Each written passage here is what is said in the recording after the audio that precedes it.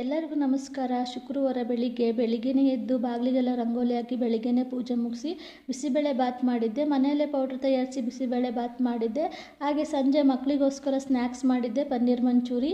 ಅದಕ್ಕೆ 4 ಚಮಚದಷ್ಟು ಕಾರ್ನ್ಫ್ಲೋರ್ ಹಾಕ್ಬಿಟ್ಟು ಅದಕ್ಕೆ 2 ಚಮಚದಷ್ಟು ಮೈದಾ ಹಿಟ್ಟು, ರುಚಿಗೆ ತಕ್ಕಷ್ಟು ಉಪ್ಪು ಮತ್ತು ಅರ್ಧ ಚಮಚದಷ್ಟು ಖಾರದ ಪುಡಿ ಹಾಕಿ ಅದಕ್ಕೆ ಬ್ಯಾಟರ್ ರೆಡಿ ಮಾಡ್ಕೊಳ್ತೀನಿ. ಅದಾದ ನಂತರ ಸಣ್ಣದಾಗಿ ಕ್ಯೂಬ್ ಕಟ್ ಮಾಡ್ಕೊಂಡಿರುವಂಥ ಪನ್ನೀರ್ ಹಾಕ್ಬಿಟ್ಟು ಅದನ್ನು ಚೆನ್ನಾಗಿ ಕೋಟಿಂಗ್ ಮಾಡ್ತೀನಿ.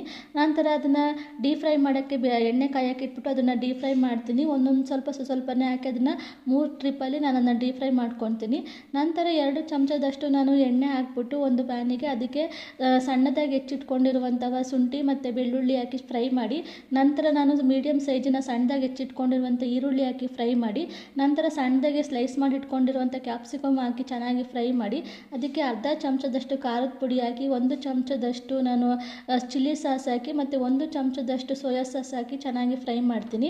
ನಂತರ ಅದಕ್ಕೆ 4 ಚಮಚದಷ್ಟು ಟೊಮೊಟೊ ಕೆಚಪ್ ಅಂದರೆ ಟೊಮೊಟೊ ಸಾಸ್ ಹಾಕಿ ಅದನ್ನು ಚೆನ್ನಾಗಿ ಫ್ರೈ ಮಾಡಿ, ನಂತರ 1 ಚಮಚ ಕಾರ್ನ್ಫ್ಲೋರಿಗೆ ಒಂದು ಸಣ್ಣ ಬಟ್ಟಲಿಗೆ ಹಾಕಿ ಅದಕ್ಕೆ ನೀರು ಹಾಕಿ ಸ್ಲರಿ ಮಾಡಿ ಇದರೊಳಗೆ ಹಾಕಿ 3 ನಿಮಿಷ ಬೇಯಿಸಿ, ನಂತರ ಆಗಲೇ ರೆಡಿ ಮಾಡಿಟ್ಟಿರುವ ಡ್ರೈ ಪನ್ನೀರ್ ಮಂಚೂರಿ ಹಾಕಿ 2 ನಿಮಿಷ ಫ್ರೈ ಮಾಡಿದರೆ ರೆಡಿಯಾಗುತ್ತದೆ ಪನ್ನೀರ್ ಮಂಚೂರಿ. ಇದಕ್ಕೆ ಸಣ್ಣದಾಗಿ ಹೆಚ್ಚಿಟ್ಟುಕೊಂಡಿರುವ ಈರುಳ್ಳಿ ಅಥವಾ ಸ್ಪ್ರಿಂಗ್ ಆನಿಯನ್ ಹಾಕಿದರೆ ರೆಡಿ ಆಯಿತು ಪನ್ನೀರ್ ಮಂಚೂರಿ. ಸಂಜೆ ಸ್ನ್ಯಾಕಿಗೆ ನನ್ನ ಮಕ್ಕಳಿಗೆ ರೆಡಿ ಆಯಿತು ಹೆಲ್ದಿ ಪನ್ನೀರ್ ಮಂಚೂರಿ.